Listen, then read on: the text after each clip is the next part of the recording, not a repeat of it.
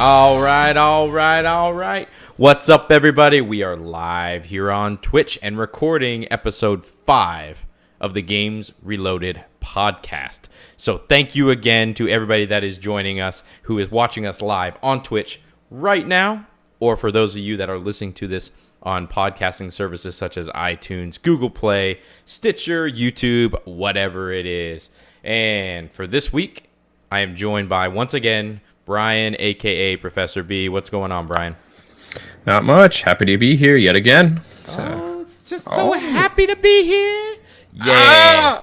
Yeah. So look at me rocking my new Vertigear gaming chair. So thank you, Vertigear. Awesome, cool, comfy, look, better posture. I'm sitting upright. I'm going to have a better back for my long gaming sessions, J-off sessions. You know, that sort of thing.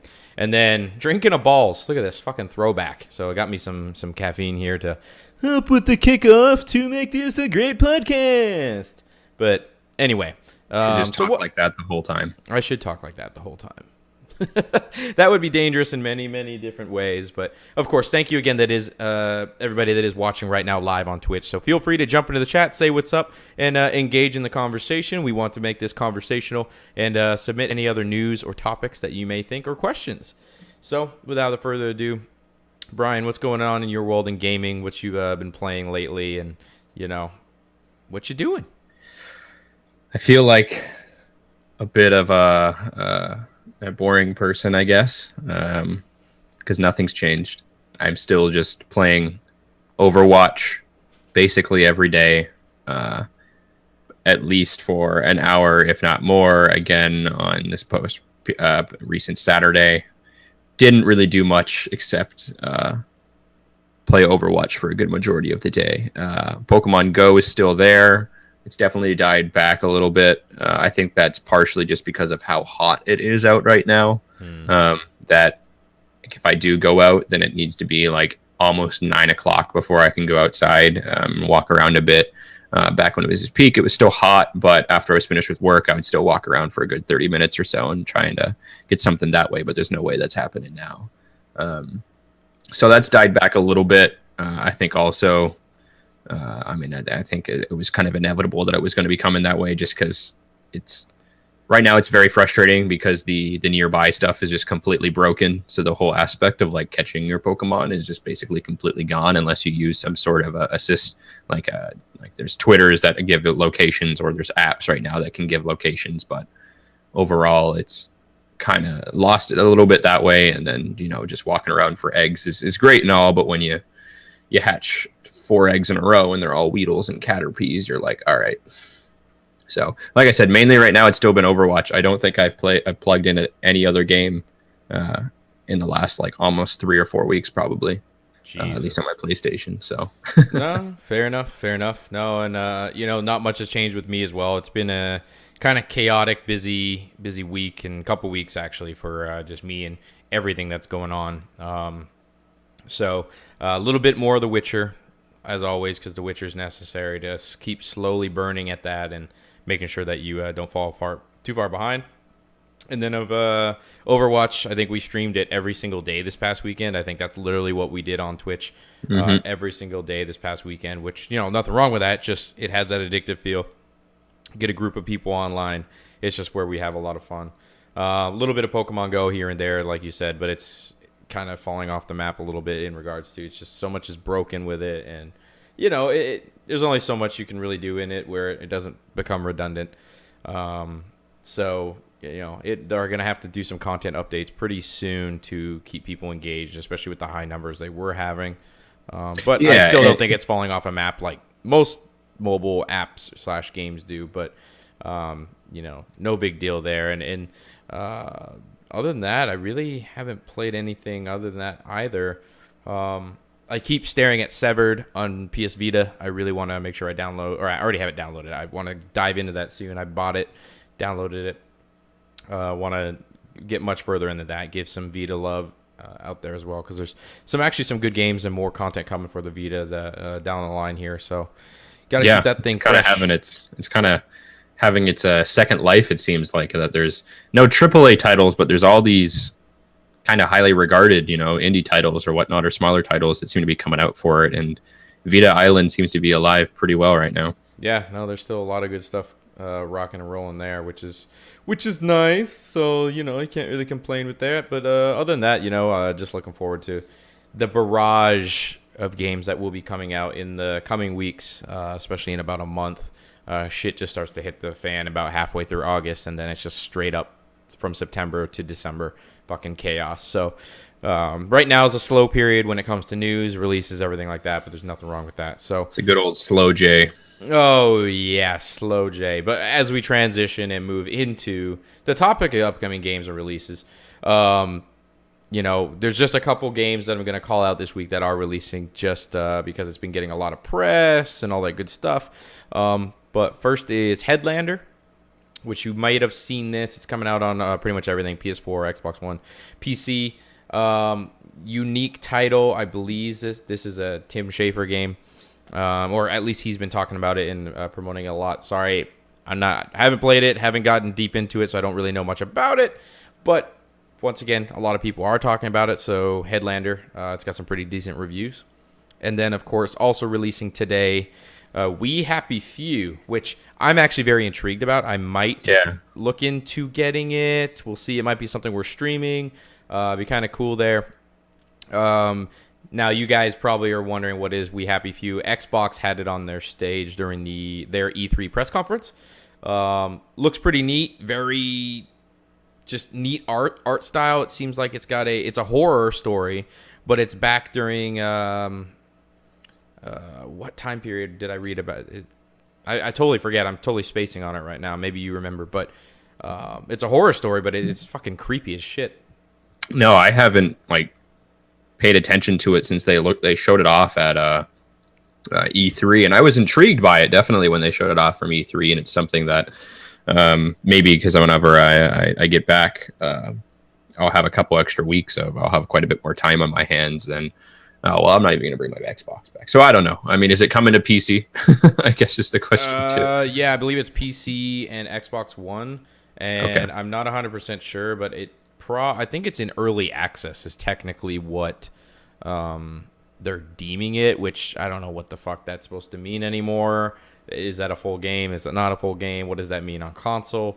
So, yeah, I mean, some neat stuff, some good stuff there, but nonetheless, We Happy Few. So for those of you that are picking it up, check it out. Stay tuned on to the Twitch because it's very likely I'll be streaming it as well. So, it's just what the kids do these days, Look at that. Yeah. But with that being said, let's just dive into the news, I guess. Like we said, it's the summer. It's a slow time of year when it comes to a lot of the gaming news. San Diego Comic-Con was last week, but not too much coming out of that in direct relation to top-tier news that we'd really want to dive into or touch on. But there's some good stuff. We unfortunately, I mean, the podcast obviously will grow with time goes on, but it's kind of started with an uphill battle by doing it in the summer just because, it's not much content. I guess there's obviously some games that come out and things as such, but in regards to news, usually once you get past E3, there's a little bit of a slumber. So, and if anything, that's a good thing. It allows us to kind of get our hands wet and figure things out as we go so that we're not fucking bombarded with left, right, and center news and chaos of everything that's going on, where we can really focus on just getting everything situated and making sure that the community and everybody out there is able to jump in and have their fun too. So, but all right, so we'll dive into the news. But the first thing that's out there, and I believe this news just dropped late last night or first thing this morning, is the PS4 4.0 update is coming. And right now, Sony is accepting applications to beta test it. So they've done this with previous firmware updates as well. But firmware 4.0, so another big update, is scheduled to come. It says early August, so we're probably a couple weeks out. And I don't know if that's early August for when the beta starts or when the full-blown firmware will release. Unfortunately, Sony gave no detail as to what will be in this update, but seeing how they have done things so far this generation and it being a solid number 4.0, it's safe to assume that there'll be some big stuff in there. Fuck, Brian, there's a topic. It could have been firmware updates and what the Xbox and the PlayStation are missing. Okay. I mean, No. whatever. No, we'll do that at a different time. But anyway, so I mean, I think that's pretty cool. That's good to hear. Obviously, we all like the content updates from PlayStation or Xbox. But I guess with that, Brian, what do you kind of assume will be in this one, and what do you want to be in this one? Well, it does say at the bottom of the article that we're looking at. So I guess it says it offered some undocumented features. I don't know what exactly that means. The last one did. Oh, the last one. Okay. Oh, so as of since 3.5. Hard. Well, I just didn't think so. Since 3.5, it now supports up to 4 terabyte hard drives. Yeah, apparently. Oh, okay. Well, I that's why I thought it was for the next one. I had no idea that was the case now. Okay, so that's cool. Fuck. Speaking of stuff, I need to buy one. Hey guys, if you want to hit that donate button on Twitch, it'll go to equipment. But anyway, I don't know. I mean, I honestly, what would they add at this point? I mean, I think if I had unlimited time to think about it, and probably more when I was actually using the console, I could think of something more. I think my biggest thing is being able to organize folders and put things in certain places is really my. I mean, that's true. I guess that could be that can go in there. I mean, I'm just surprised that ours doesn't already exist. Is that like a huge thing? I mean, sure. I guess to a lot of people that's important. It's not one thing that not I necessarily noticed huge, but to me, it's like my streaming PS4. I still have the standard 500 gig hard drive in there, and man, like I fucking games out the ass because I get a lot of free games from work, from streaming, whatever it is. I'm fortunate enough to have that ability. So it can be fucking cumbersome trying to find stuff. Excuse me. Yeah, no, I get you with that. But I think the one thing that I have recently found that I wish was a feature is they allow for you to create like group conversations or like groups is I think what they officially put them on for the PlayStation. But I didn't realize that the moment you add those people to the group, it adds them to like literally a group message. Like I think you probably saw it. I tried to just make a group of people that I played on Overwatch with. Right. And what I wasn't trying to do was I wasn't trying to create a group message. I was literally just wanting to create a list of people that I can see if they're online playing Overwatch, then I might hop on with them. But what is the first thing it does? It creates a group message and everyone gets a notification saying you've been added to this group. And it's like, that's not what I wanted. And people ended up leaving because they don't want to be in the group conversation. It was like, these are some random people I've only played a couple games with or something. And I was surprised by that because I was like, okay, there's got to be a way for me to just make my own like favorites list or something on my friends list. And I was surprised that the only way to do it is by making like a group conversation. And that just seemed a little bit odd to me. I mean, I know we're getting pretty picky on things now, but I guess in regards that, yes, the PS4 software editor obviously has some room for improvement. In regards to major features, though, I mean, I don't know. I can't really think of anything off the top of my head that I feel like I'm dying for that I wish they had on there. Yeah, and I'm kind of the same way. It's top of mind. It's hard to really think of what it may be. Just nitpicking at points when it comes to like the folders. Like you said, it does seem kind of stupid that where it's like you make a group to where you can see when people sign on and sign off, but it's like, yeah, you don't need to lump them all into a message. Like I don't know. That should be an easy fix. I hope they do it. And I guess you could joke around and say the name change thing.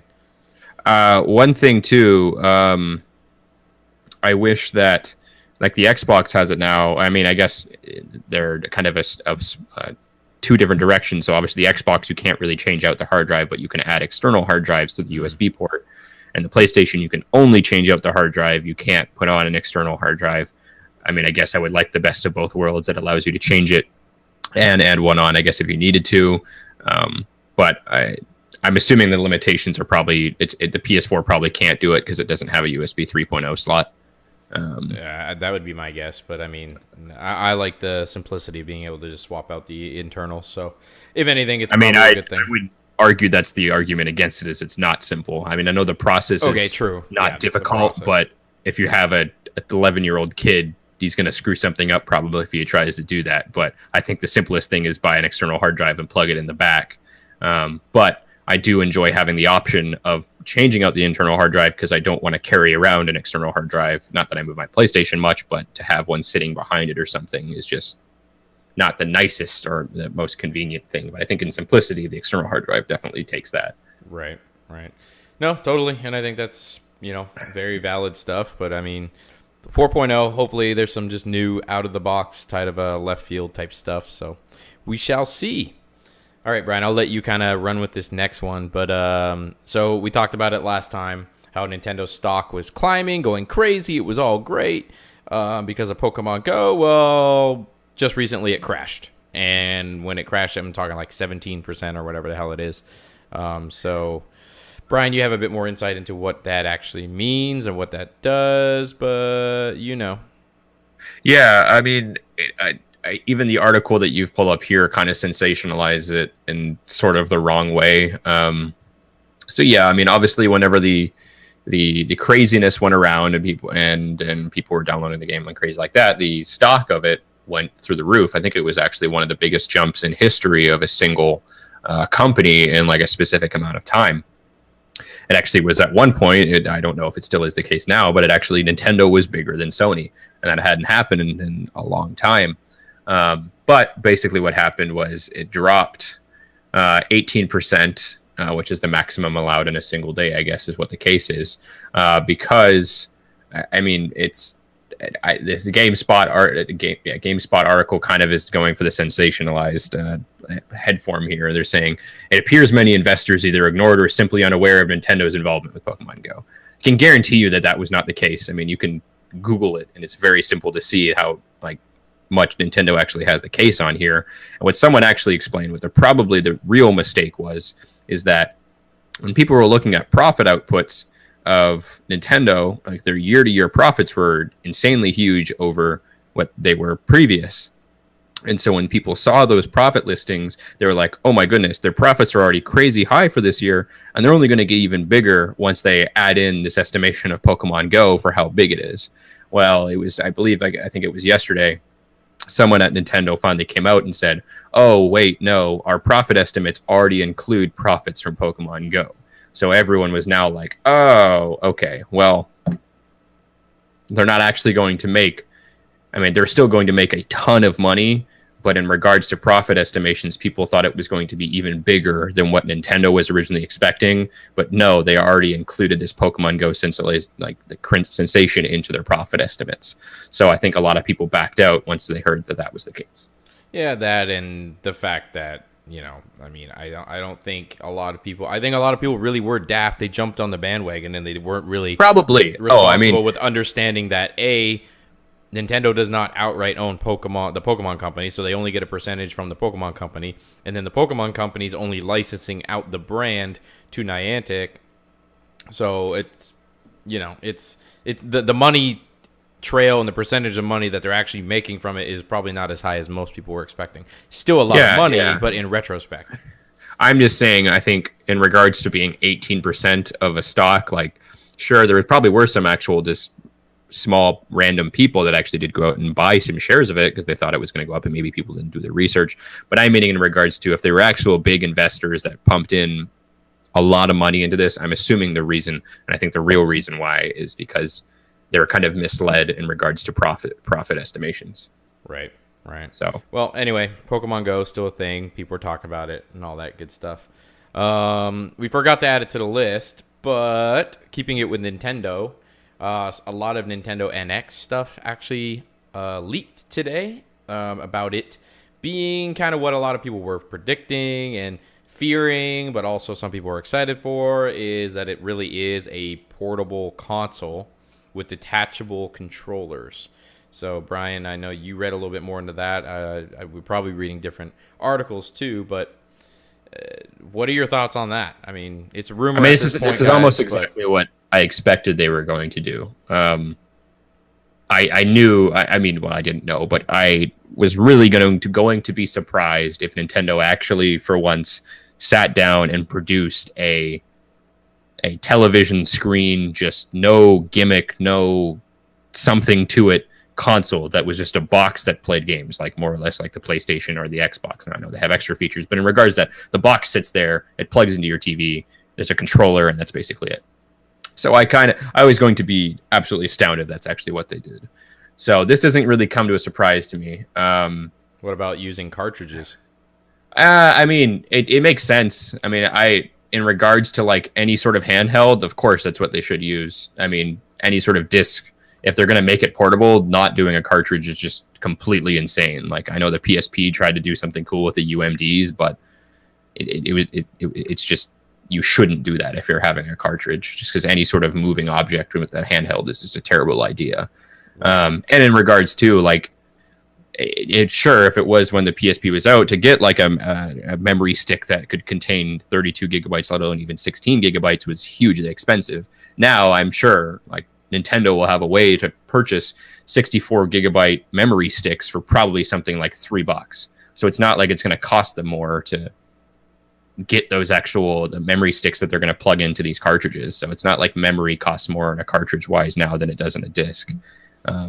Yeah, and I think the other thing to note here is I'm attributing this to Eurogamer, saying, it was considered that they were going to go digital only for the console, but it was against better judgment to do so because you would still be limiting your audience. And you got to understand, and I'm sure they do, is why they made this decision, is a large majority of their fan base are kids.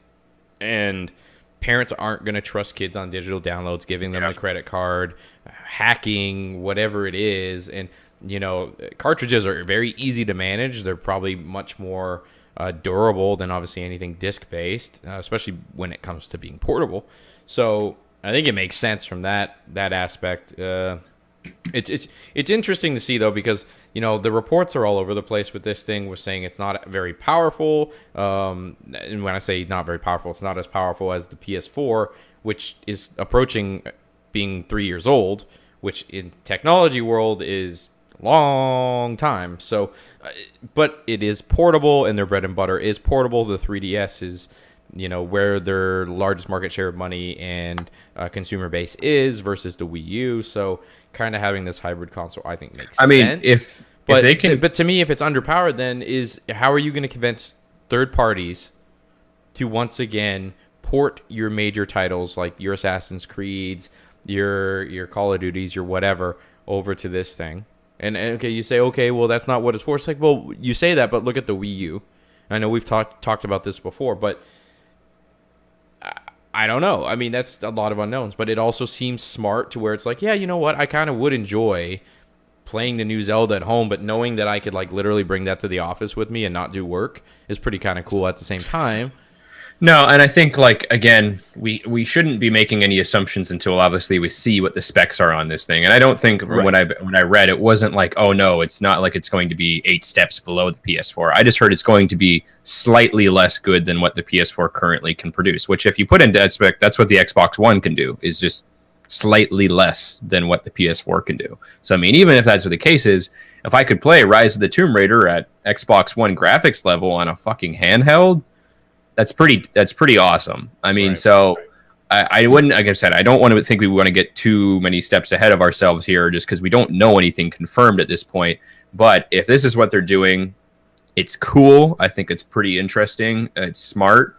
I mean, this is exactly what they should do. I mean, I think this is exactly what Nintendo needs to do. They need to separate the distinguishment between their console game and their handheld universe, because everyone who wants to play Nintendo now mainly wants to play it on a handheld. No one really, I don't think I've ever had really even devout Nintendo fans try and have that argument with me of that. No, the Nintendo Wii U is a great console. No, it is not. It is an absolute piece of garbage that it looks like a bunch of just 13-year-olds tried to design. And it is, no, I mean, sure, the games with it are cool. And the games that come associated with it, that's what makes Nintendo consoles. But do not try and argue that the Wii U is anything. So if they can do this, they make it not a Fisher-Price type toy like the current Wii U controller. Just feels like it was made by Fisher-Price. They can make it feel good. They make it. The key to this is that if this is going to be successful and it's going to make me interested, then it's got to be damn powerful and it's got to do it well. Well, here's another interesting thing that I don't think we touched on that's actually kind of scary, which I don't think they should do, is according to reports, it will not have any form of backwards compatibility. Now, I mean, but my question to that is Is that backwards compatibility with discs because it's not going to have a disc slot? Or does that mean all digital games that people have bought on Wii U, including Virtual Console, is that mean it's not going to run on this thing? Because to me, that would be the fucking bread and butter. Oh I my think God. that's, again, probably a little bit of just getting too many steps ahead. No, I think Nintendo is definitely going to have some sort of Virtual Console placed on this. No, there's a difference between having some form of Virtual Console. It has to be fully backwards compatible with their online network, if you want to call it that. Sure, that's what I was saying of that. I don't know if they're going to have Wii U games on there. But I think they could definitely have stuff previous to that. Hopefully Virtual Console, that only makes sense, especially if you can bring that on the go.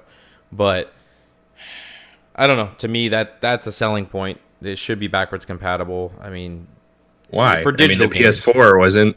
It didn't matter because they are at their last wit's end here, where they need to try and draw people in, and where it's like, okay, yeah, I spent $60 on Super Smash. I know I'm not going to get another Smash for probably 3 years after this thing releases.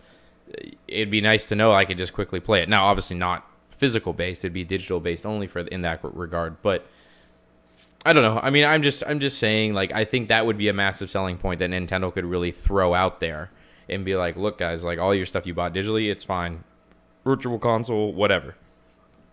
But I don't know. I mean, I don't know. We'll have to just wait and see. I mean, with it not having a disc, like a disc drive or anything, that is going to make things a little bit more complicated in regards to backwards compatibility. But I wouldn't get too many steps ahead. And also, I would not, by any means, shun it or put it down if it can't be backwards compatible, because when Xbox One, I know it does it now, and the PS4 first came out, it wasn't on there, and everyone was defending it like, oh, if you want to go play it on your old consoles. And so the same argument applies here. No, and I agree, but you know, I'd say the biggest thing is a Virtual Console. Sure, and I think they're going to be stupid if they didn't do that. They're definitely going to do some sort of virtual console. Say that lightly, but this is Nintendo. If you would have gone back 10 years ago or 5 years ago and be like, well, they're going to use a Fisher-Price tablet on their next console, you can be there and that, and, you know, you got to be stupid. Well, it happened. So yeah. take it as you will. See. But we'll see. All right, so enough of that. I mean, it's all purely speculation at this point. Okay, so next one's kind of cool and interesting to say the least. Adam Boyes, who is well-respected, a face of PlayStation, if you will, has left PlayStation, and he is now with Iron Galaxy. Iron Galaxy is really kind of known for porting a lot of different games. I mean, they did the infamous, I think, unfortunately, for porting games. They were the ones that were behind the new Batman game, porting it to the PC. That was a complete disaster. But I'm also saying they have a lot of success stories on there, like Destiny on last gen, for God's sakes. Yeah, no, I'm not saying I'm not putting them down by any means, but they definitely also have a bit of a dark side to it, I think, in regards to their fame and fortune. So I'm interested to see what he does. I mean, I think either way, he's not going in for development. He's going in to be the CEO of the company. So he's not going to be behind the development of these games, and we might have some influence in what they start doing and obviously making decisions and maybe what they're porting and what their outlook is. But I think this is definitely, I mean, that's crazy. I mean, for me, I mean, I know he was pretty high up there in the PlayStation realm, but to leave that and go up and just like assume the throne of a CEO, I think is pretty cool. Well, a little different beast though. That's a very small studio, so. I mean, sure, but it's still, you're taking over, you're now the head honcho in charge of an entire company. Yeah, no, so I know. I think it's still pretty interesting and cool to see. Yep. No, I mean, fair enough. It makes sense. So, anyway, best of luck to Adam. Really nice guy. I've got to meet him a few times, and you know, it'll be interesting to see what comes out of their camp. So, a couple of the last things here are really in regards to release dates for games. Everybody's been asking forever. We talked about the rumor last week, but Tomb Raider, Rise of the Tomb Raider, will be officially coming to PS4 on, where'd the date go? In October. Now she writes mostly in emoji. No. Stop stupid ads that automatically pop up. So yeah, coming to PS4 this October. The cool thing is it's kind of like the 20th anniversary edition of Tomb Raider, so it makes the deal even better. So it's really coming with a whole bunch of stuff. October 11th. October 11th. There you go. I don't know why it's not like the first thing in this fucking story. That doesn't make any sense. If you pre-order the game, you get the definitive edition, so the remaster of the last Tomb Raider game, which came out on PS3 and Xbox 360, then remastered for PS4 and Xbox One. So you get that for free, which is pretty awesome. Pretty cool. Yeah. And then also what you get with getting this 20th anniversary celebration is what they're calling it, will include all the new additions, a PSVR support for Blood Ties, and all previously released DLC and new costumes and skins. So for $60, not only are you getting a really highly rated good game, you're getting pretty much all of the above and everything that came throughout the past year, as well as new exclusive missions and something for PlayStation VR. So pretty good deal there, and actually turns out to be pretty awesome for those of us that waited for it on PS4. So I still haven't made the decision of whether or not I'm going to do it. I played the Rise of the Tomb Raider on the Xbox One, absolutely loved it. Fantastic game. Really, my expectations weren't high, which, I mean, not for, like, I guess a bad reason, but also just in the case of I didn't really hype it up much. And all of the reviews and all the talk came out about it being a great game, so I went and picked it up. I think it was when it was like buy two get one free at Target, so I took it as like my free game or something. And it turned out to be, of all those 3 games that I got, like my favorite one of them. And so I think, yes, I would love to play it again. I think it's something I would love to do. It's just a matter of, it's another $60. But I haven't played the Tomb Raider, like the one from 2013, I believe. I haven't played that one, so that would be something that I would obviously get with it. And all the DLC with Rise of the Tomb Raider I haven't played. And when I was on Xbox, I was making the decision of that I might go and get all the achievements. And at the time, I decided, no, I'll wait to get it on PS4 so I can platinum it. And we'll still see. I think it's something that I might. October 11th is unfortunately in the middle of the semester, so I don't know what my thought will be at that point. But don't be a bitch. I can't this semester, Kyle. Don't be a bitch. I'm not going to be playing much this. Right, everybody? Too school for cool. Yeah, just be glad Twitch and shit did not exist when I was in college, because I would have flunked out so fucking bad. This would have been literally all I did. Fucking amazing. But anyway, and the last thing there is the highly anticipated Telltale game, Batman. So Batman, the Telltale series, which is going to be very cool to see the Batman perspective with the storytelling abilities that Telltale Games has. So episode 1's coming out very soon on August the 2nd. So everybody check that out. Feel free to pre-order it wherever you want to pre-order games, digitally, physically, or torrent it, whatever you do. So... and stay tuned for that. I'm pretty sure I'm going to pick that one up day one, and I'll be sure to stream first episode here on Twitch, as well as all the episodes as they release over time. I think that would be a great game to do with you guys out there. So, of course, twitch.tv/PenguinRage. All right. You know what I'm interested in is, when the hell is season 3 coming out of The Walking Dead, the Telltale It's series? Coming soon. They've actually confirmed it. If you want I know. It's been confirmed for. We're trying to read an article. I think they said this year. I could have sworn they said this year. A lot of people are asking where the fuck the Telltale Marvel game is, because apparently they're making a Marvel game, which we don't know what that is. Keep going, keep talking. I'm reading it right now, seeing if I can find. No, I mean it's pretty straightforward. So obviously, Telltale, famous for The Walking Dead seasons 1 and 2.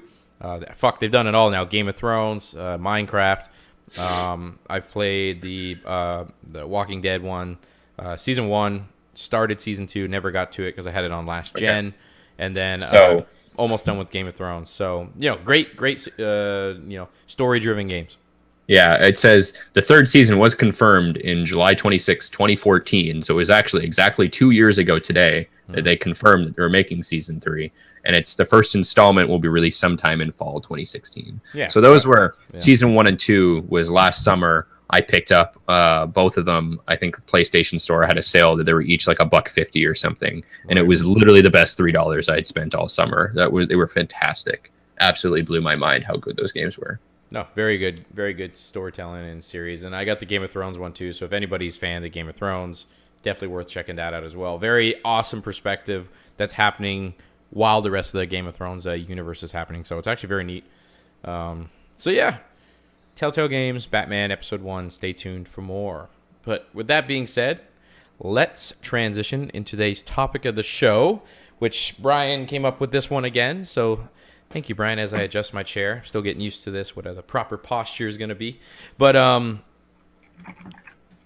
Brian, why don't you kick it off and kind of explain what we're going to dive into deep here. And, of course, everybody send in your questions, whether it be here on Twitch or to the email penguinragebiz@gmail.com or tweet it at me, PenguinRageLive on Twitter, for your thoughts on this, your opinions, anything like that.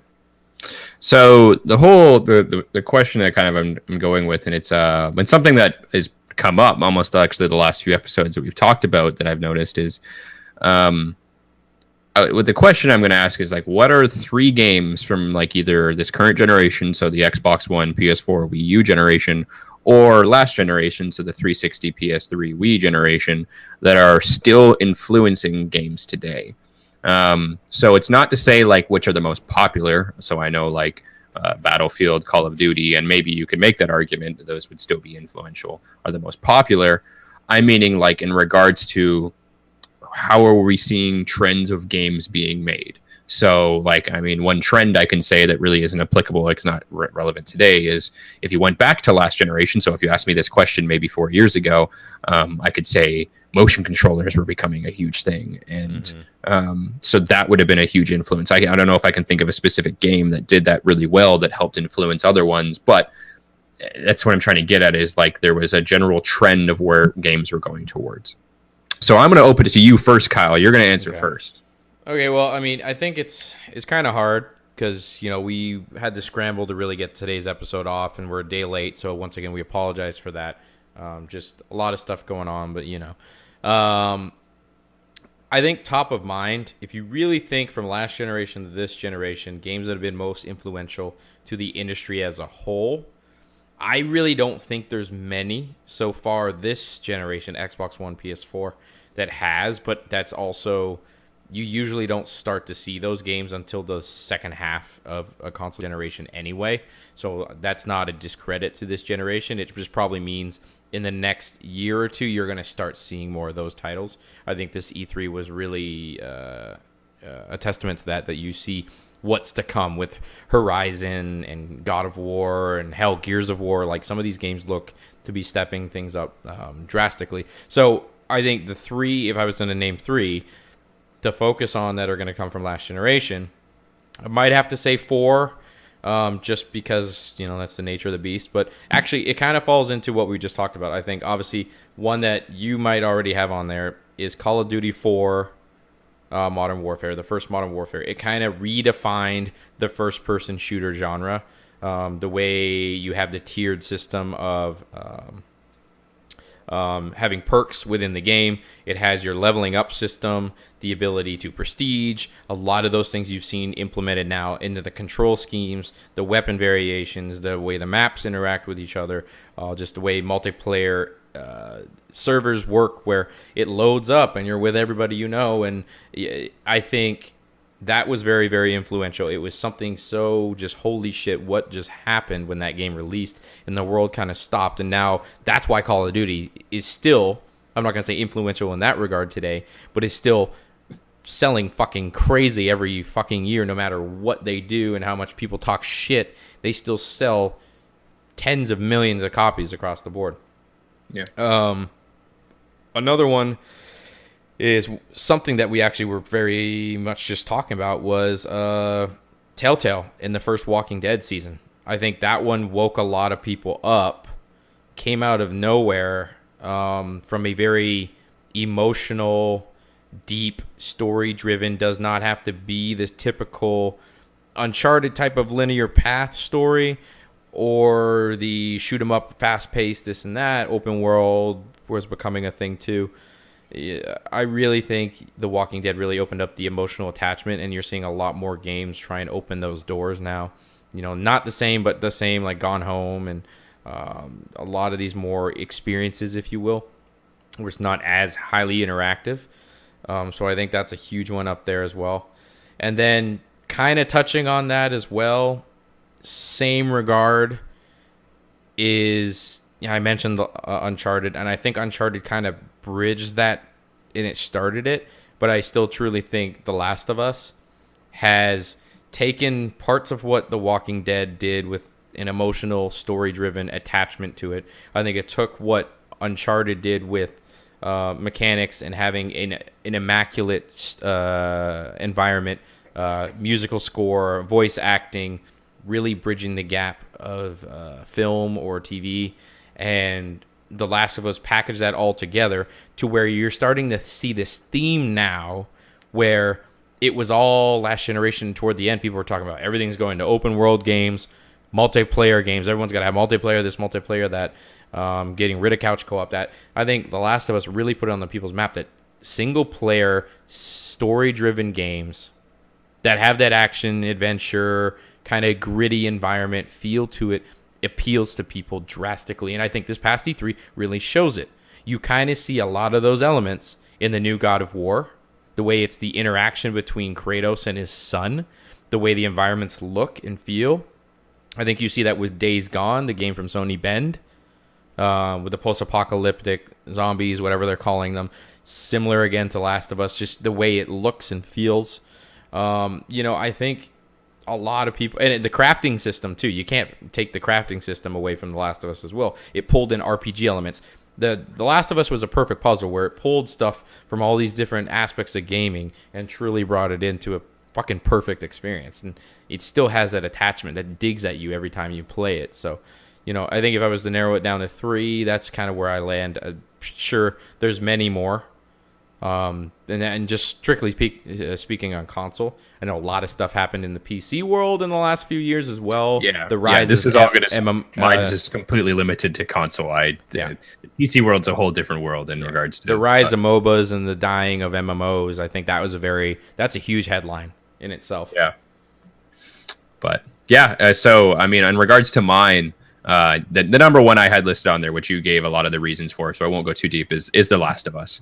I mean, I think this is a game that, if you think back to a few generations ago, I mean, you think of games like Final Fantasy VII, like some of the Legend of Zelda games, the original Halo, some of these games that they are still talked about today, and there's the games that for almost any gamer that lived at that time and was able to play at that time, they still get goosebumps when they think about that game and how much fun and how much it really played an emotional impact onto them. And I think The Last of Us will be that for, you can say for even this generation and last, because it was remastered and a lot of people didn't even play it until the PS4.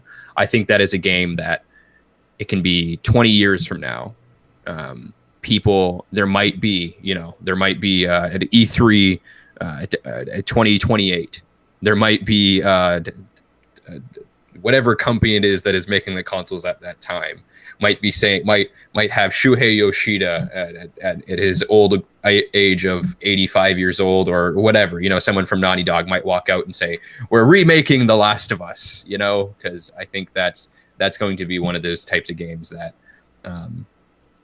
people are never going to forget about, and for the reasons you listed in that, there's no other way for me to phrase it than it is literally a masterpiece. The story, the gameplay, the mechanics, everything was fantastic, and we're seeing that on games now, and that not even just limited to Sony. So I mean, like obviously in Sony there's God of War. It looks like it is God of War by Naughty Dog is what I saw at E3. Now it's obviously not by them, but that's what I saw. And then you had mentioned what was it? What is the game you're talking about? That whatever, the new one by Bend. Days Gone. I was wanting to say Gone Home, but I know that wasn't it. That obviously is going to have influence from it. But also what we had talked about earlier was Rise of the Tomb Raider. And when I think back to playing it now, it's like, Rise of the Tomb Raider. Yeah.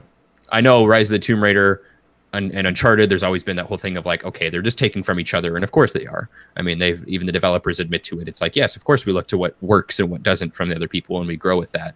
But I think The Last of Us and Naughty Dog, I think, took things from what Tomb Raider used to do way back in the day, made them better. Now Rise of the Tomb Raider has taken what Naughty Dog's done and improved upon it too. So I mean, I think it is just going to be that, like just as you talked about, there's this huge general trend now moving towards single player. People want stories that they will remember from the game. So I mean, like if I think back to all the Halos, I mean, yeah, the stories were cool, they're fun. I mean, the lore in Halo was crazy. It was really awesome. But in regards to, did it have an emotional impact on me? I mean, not really. But these games, they do now. And I think that's what's really cool about them. And I think The Last of Us, while it wasn't the first one to do it, I think it's been one of the most influential that we're seeing today. So the second one I'm going to say is Skyrim. And this is not for the reason of that RPGs were not anything new at the time that it came out. But to what we were saying, that we're going to limit this to consoles. To me, I mean, I know Fallout was still big before it, but it was nothing compared to what Skyrim did. I think for the console scene, at least for currently where we are, in creating this overall craziness hype of what RPGs can be on console. So, like I'm saying, I'm not saying that it isn't even the biggest influence. So I don't know if it was the best example to say, but me just being and seeing where RPGs have come from, like The Witcher obviously is still very successful. I think a lot of Fallout 4's success comes from Skyrim. So I know the previous Fallouts were great games, and I'm not putting that down by any way. But if Skyrim wasn't there, I think Bethesda got a lot of popularity and a lot of credibility from Skyrim. So I think that has played an influence right now, and that we're seeing more of these open world, big, huge open world RPG style games on console, and they're good on console, I think is what maybe Skyrim might have influenced that a little bit more. And so for my third one, I kind of couldn't really decide which one I wanted to go with, so I'll say two. And one of them is Journey. And this isn't so much for maybe any sort of gameplay style, but I think it was we're seeing influence now, and maybe Journey isn't the best example, but it was just the one that came to my head first, is we're seeing these top quality fucking awesome indie games come out on console now.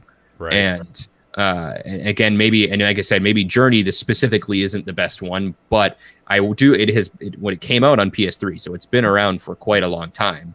I think it's that type of game that has influenced all these indie developers to not only continue making great indie games, but actually put them on console. I think was one of the biggest things that influenced.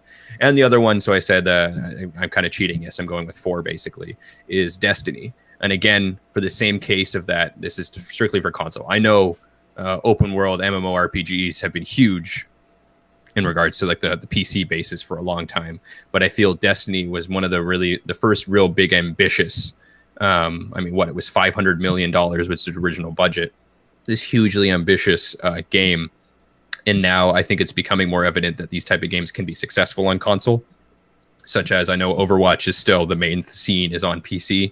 Overwatch is now a big deal. And the fact that it even came to console, I feel was probably influenced by the fact that there is much more of a competitive scene growing within the consoles, like the whole console area. And I feel maybe, again, I don't know, Destiny was the first that came to mind, but to me, it definitely has played influence on like not only just creating a first-person shooter, but creating these universes that exist in the console space, if that makes sense. Fair enough. And shout out to Casey Lounge, who chimed in the Twitch chat, just like you can as well.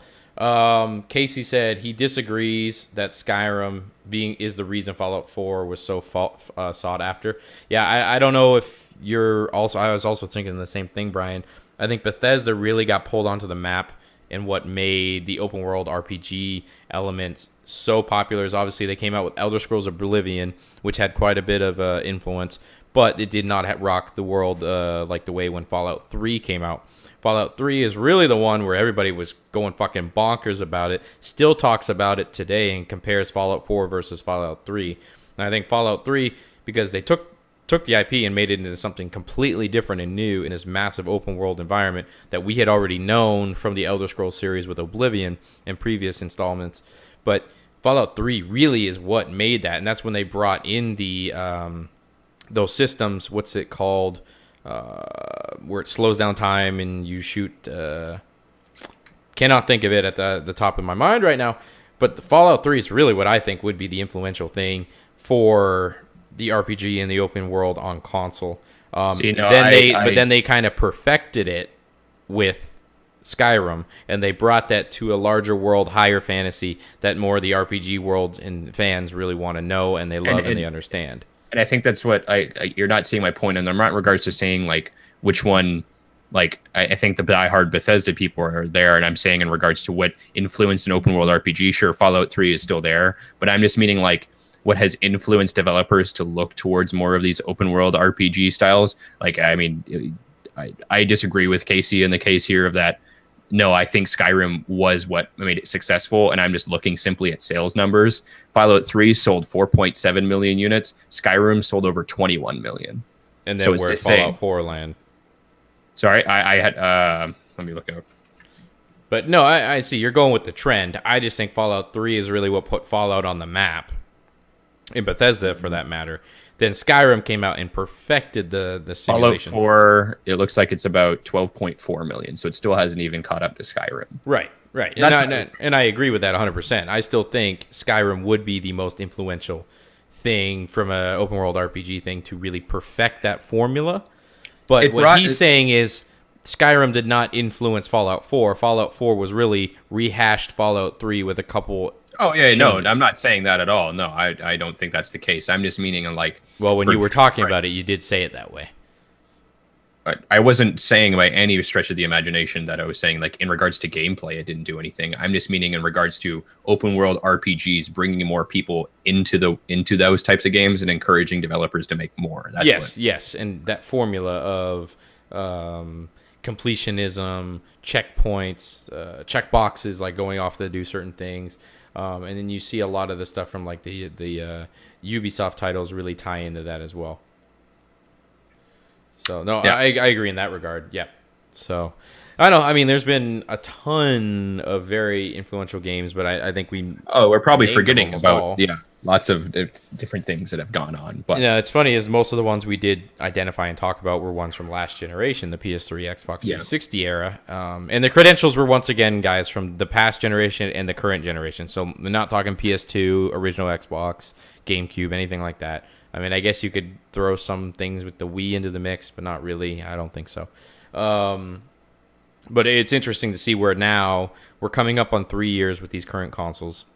And you got VR coming and stuff like that as well. But I think once you hit year 3 and 4, that's when you really start to see the bread and butter of some of these massive AAA IPs really thrive and take things to the next level. And, looking at what we got in the coming months, the new Gears of War has the opportunity to truly take the third-person shooter Gears of War series to a whole nother level. Will it? I don't know. The new Gran Turismo coming out from Sony, it seems to be really pulling in the competitive, almost esports thing with racing games now, which seems very, very interesting. And, I mean, for God's sakes, you could actually get a racing driver's license by playing that game. It's officially associated with the FIA, which is basically the official thing for racing for all motorsport across the world. The FIA is the governing body behind Formula One and all the major motorsports around the world. And you can compete in FIA sanctioned events, so you are considered a professional racing driver if you obviously meet the credentials, which is not going to be easy by any stretch of the imagination. But it's kind of fucking remarkable. So that has the opportunity to really be influential. And then, you see titles further down the horizon. I mean, Final Fantasy 15, we don't really know much about it. It could be.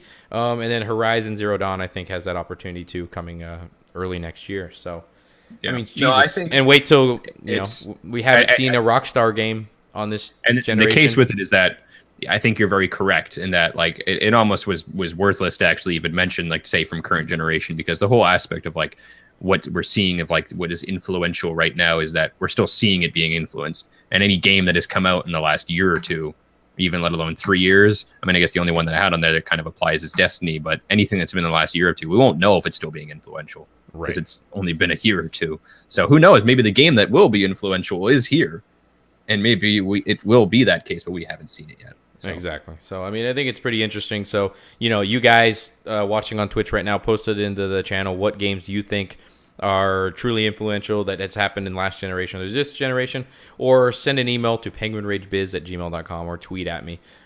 So let us know, and we can bring that topic forward to next week's show as well. So with that being said, guys, we are coming toward the end of this episode 5 of the Games Reloaded podcast. So the last few seconds here while I go over the housekeeping and the business and all that fun stuff. Last chance to send in any questions, comments, or topics into the chat here on Twitch. But of course, like I just mentioned, and I will here in a second again, you can submit your stuff to the email or the Twitter as well. And actually, Casey has a very good point. Here in 2 weeks, No Man's Sky has the opportunity to be remarkable. I mean, they've kept that game very low-key and kept it very... not low-key in regards of awareness, but they've kept what you actually do in the game very low-key. And now they're starting to put a lot more trailers out there of how you interact with other people, how you fight and collect resources and all this different stuff. So it has that opportunity to be something very different. It doesn't need to be this massive action-packed, story-driven game. It's you tell your own story. You're traveling into this huge wilderness, outer space, whatever, to really tell your own story. And I don't know what the story the game's going to kind of give you. We'll find out. I'll be streaming it right here on Twitch. But with that being said, guys, like we said, thank you for everybody that has tuned in live here on Twitch at twitch.tv/PenguinRage to be here for the podcast. We normally record the podcast every Monday evening at 8 o'clock p.m. Central Time. But, of course, just keep it locked to the Twitter as things do change, but we do want to make sure we get an episode out every week for you guys with other comments and topics to go with it. That Twitter is PenguinRage Live, at PenguinRage Live on Twitter. So make sure you give it a follow and submit any questions or comments you have there, if you so please. Otherwise, email them to PenguinRageBiz, B-I-Z, @gmail.com. And once again, I am Penguin Rage. I am a variety streamer here on Twitch. I stream Friday, Saturday, and Sunday. Variety of different games. We mentioned a few that we will be streaming here soon, like the Telltale Batman game, No Man's Sky, and lots of other stuff. And Brian, what's your Twitter so people can harass you and send you nudes? At bstevenson014. Again, feel free to shoot me any questions too, and I'll bring them up for the next show. You don't want any of them nuds?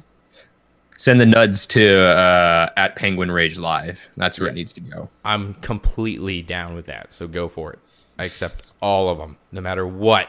So yeah, of course, guys, and wherever you're listening to this podcast, whether it's on Twitch or on podcasting services like iTunes, Google Play, YouTube, or Stitcher, just search the Games Reloaded podcast. Please subscribe, please rate us, and please let us know how it is on those places, and as it does help us grow as we continue to do more and more good stuff.